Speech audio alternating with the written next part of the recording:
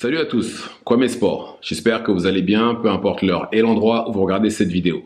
Avant de commencer, cliquez sur like, abonnez-vous et activez la cloche de façon à être tenu au courant quand je posterai de nouvelles vidéos. La semaine prochaine, nous aurons le retour de Bakary Samake à l'intérieur du ring. Et ce sera contre Wade Ryan, combattant australien de 34 ans, 34 combats, 22 victoires, 11 défaites et un match nul.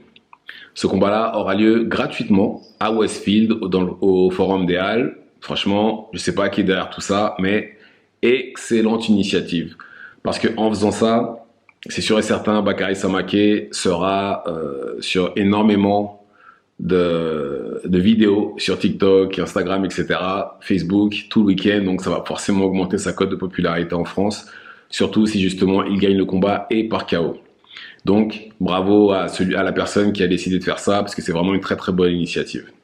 Mais, son adversaire, Wade Ryan, comme j'ai dit, 34 ans, 34 combats, 22 victoires, 11 défaites et un match nul. Wade Ryan, c'est un journeyman, hein, appelons un chat un chat. Les meilleurs adversaires qu'il a eu sont Tim Tszyu et Michael Zefara, il me semble. Mais quand il a pris Tim Tszyu, c'était un Tim Tszyu jeune, pardon. Il était en 6-0 quand il a combattu. Bon, il a perdu. Hein. Et alors, c'est un bon technicien, de ce que j'ai vu, parce que j'ai pas non plus vu énormément de combats de lui. Je me suis renseigné sur YouTube. Bon technicien, il sait combattre en reculant. Il a un bon jab qu'il utilise à la fois pour toucher l'adversaire, mais aussi par rapport à la distance. On voit de bonnes combinaisons, bon contreur. Par contre, il est bon défensivement, il est bon, mais uniquement contre les adversaires qui n'envoient qu'un coup à la fois. Les adversaires qui mettent la pression et qui envoient des combinaisons qui envoient beaucoup de coups, là par contre c'est plus compliqué pour lui. Là, il a du mal. Et je pense que contrairement à ce que beaucoup de gens disent, je pense que ce sera un bon test pour quelqu'un comme Bakary. Et c'est ce genre de combat-là qui peut être piège. Les combats faciles, ça n'existe plus arrivé à certains stades. Je pense même tout court qu'il n'y a pas de combat facile. Parce que quoi qu'il en soit, il faut se préparer au maximum comme si on combattait Mike Tyson de 87. Donc je ne pense pas que ce sera un combat facile. Mais de l'autre côté, par exemple, Bakary est bon techniquement. Maintenant, Bakary n'envoie pas énormément de coups et ça n'est pas un puncher non plus. Donc l'aspect, comme j'ai dit, Hogan. Wade Ryan a du mal avec les combattants qui mettent la pression, qui envoient beaucoup de coups, etc. C'est pas le profil de Bakary. Et c'est pas non plus un gros puncher. Mais je pense qu'ils l'ont sélectionné pour une raison et je pense que Bakary devrait quand même gagner le combat malgré ça. Là, Bakary, et je vois déjà les critiques d'ici, oui, Bakary, il combat que des combattants, des journeyman, des combattants médiocres, etc. Non, c'est pas vrai. Bakary Samake n'a que 21 ans, il vient de commencer sa carrière. C'est tout à fait normal qu'il combatte des combattants de ce calibre-là. On ne peut pas le mettre directement contre des champions du monde ou même d'anciens champions du monde. On parle de quelqu'un qui vient de commencer sa carrière. Et je pense que c'est nécessaire pour sa progression, qu'il se retrouve contre tous les styles de combattants. Comme ça, le jour où il sera en position pour pouvoir combattre un champion pour une ceinture, il sera prêt. Parce que, imaginez si on prend Bakary Samake maintenant et on le met justement contre les Murtaza Aliyev ou Terence Crawford, etc. Il va mourir. Il va mourir. Donc, pour l'instant, on le laisse tranquillement faire son chemin, monter petit à petit dans les rankings. Et après, là, on verra justement on verra dans quelques combats s'il sera apte ou pas à combattre pour un titre. Pour l'instant, non, là, c'est pas le cas. Là, il doit se faire la main avec ce genre de combattant-là.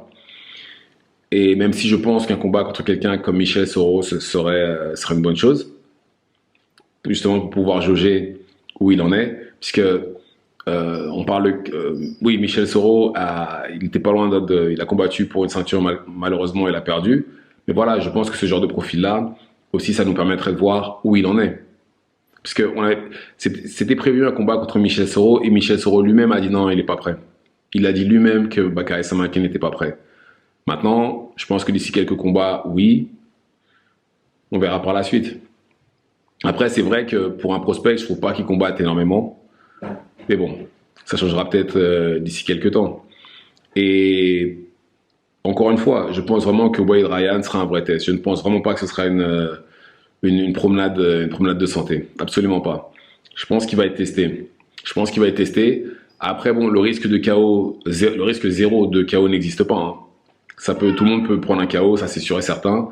Mais après, là, on a vraiment un combat de technicien contre technicien. Et je pense pas qu'on aura un combat ennuyeux, mais je pense pas non plus qu'on aura le combat que tout le monde veut voir ou que ça part en guerre mondiale. Non, je pense pas. Est-ce que Bakary peut le mettre KO? Absolument. Est-ce que Bakary peut être mis KO? Absolument. Le risque zéro n'existe pas. Même si on a un combat entre deux combattants qui ne sont pas de gros punchers, ça peut arriver. Ça peut tout à fait arriver. Le risque zéro n'existe pas. Maintenant, là, ce sera Wade Ryan qui sera en terrain ennemi. Il sera en plein Paris. Est-ce qu'il va justement assumer quand il va se retrouver à Paris avec tout le monde qui sera du côté de Bakary? Vous savez, ça aussi, ça pèse dans la balance. Parce que beaucoup de gens ne supportent pas cet aspect-là où ce sont eux, on va dire l'étranger, l'ennemi. C'est beaucoup de combattants n'y arrivent pas. Et encore, là, ça va, c'est à Châtelet. Je pense pas que ce soit une salle de 20, 30 000, 40 000 personnes comme s'il était à Wembley. Vous voyez ce que je veux dire? Et il y en a beaucoup justement qui perdent leurs moyens à arriver dans ce genre de situation-là, quand ils se retrouvent sous le feu des projecteurs, les champions de la salle. Il y en a énormément, hein. Il y en a énormément. Et j'espère juste que ce ne sera pas le cas de Wade Ryan. Il faut vraiment que ce soit un combat où il faut vraiment qu'il pousse Bakary. Il faut qu'il le pousse jusqu'au bout. Parce que justement, une des choses qu'il faut qu'on voit de Bakary avant qu'il ne se retrouve en position pour combattre pour un titre, il faut qu'on voit comment il réagit face à l'adversité. Il faut qu'on voit. Je ne dis pas qu'il a eu que des combats faciles depuis le début, hein, mais on l'a pas encore vu dans une situation où il est là à justement avoir à chercher plein de solutions, essayer plein de trucs différents pour pouvoir gagner le combat. On n'a pas encore vu ça. On l'a pas encore vu au sol non plus. Même si bon, bien entendu, c'est pas obligatoire hein, d'aller au sol, c'est pas ce que je dis, hein. Mais c'est nécessaire de le voir devant quelqu'un qui va le pousser jusqu'au bout, de voir comment il réagit face à l'adversité et de voir aussi s'il sait s'adapter à l'adversaire en face de lui, s'il sait adapter sa stratégie à l'adversaire, ou même tout simplement changer de stratégie devant l'adversaire, s'il voit que quelque chose ne marche pas, qu'il n'insiste pas et qu'il essaye autre chose. Puisque tiens, c'est la même situation. Abdullah Mason, qui d'ailleurs doit avoir le même âge, mais lui, par contre, il est en lightweight, qui lui, a gagné son dernier combat par KO au deuxième round, mais au premier round, il allait 2 fois au sol, d'accord? Et malheureusement, le public, les casus, de manière générale, hein, appelons un chat, ont commencé à le critiquer. Oui, c'est une fraude, il allait au sol, etc. Si, cela. Vous connaissez le discours. Mais moi, j'insiste. Pour moi, j'estime que c'est une bonne chose. Pourquoi? Parce que là, on a un prospect qui a été testé. Il est allé au sol, ok, il a fait des erreurs, il a admis lui-même d'ailleurs en conférence de presse. Et en plus de ça, ce que les gens ont tendance à ne pas prendre en considération, c'est que son adversaire était un gros puncher. C'était pas n'importe qui en face, c'était un gros puncher. D'habitude, les gens fuient ce genre d'adversaire-là. Lui, il l'a affronté. Il l'a affronté, il est allé au sol, il s'est relevé, il l'a mis KO.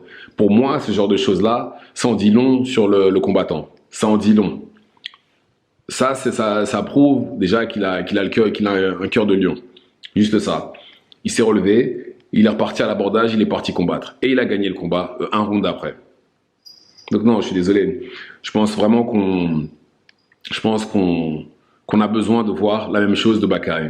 Et même on a besoin de voir la même chose de lui pour qu'on puisse se rassurer. Puisque, admettons qu'il se retrouve, il monte, parce que ce qui est triste avec la boxe, malheureusement, c'est que vous pouvez monter dans le top 10 de votre catégorie, être le numéro 1 de votre catégorie, en n'ayant eu absolument aucun danger sur votre chemin. Absolument aucun.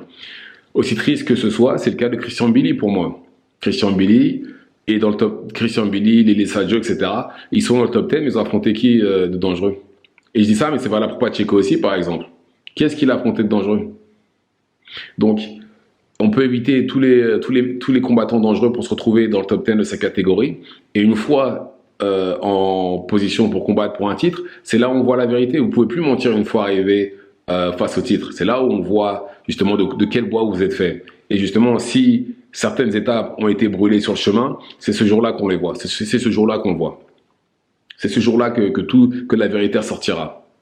Et justement, c'est pour ça que j'estime que Bakary Samaka, avant de se retrouver dans cette position-là, il doit être mis en danger. Et j'espère justement, bon, j'espère qu'il va gagner. Hein. J'insiste encore une fois, je veux qu'il gagne. Mais j'espère qu'il sera mis en danger parce qu'il faut qu'on voit comment il réagit face à l'adversité. Et je pense que son adversaire peut le faire parce qu'il a les qualités techniques pour. Donc voilà. Dites-moi ce que vous en pensez dans les commentaires. Activez la cloche de façon à être tenu au courant quand je posterai de nouvelles vidéos. Et c'est tout pour moi. Ciao, ciao.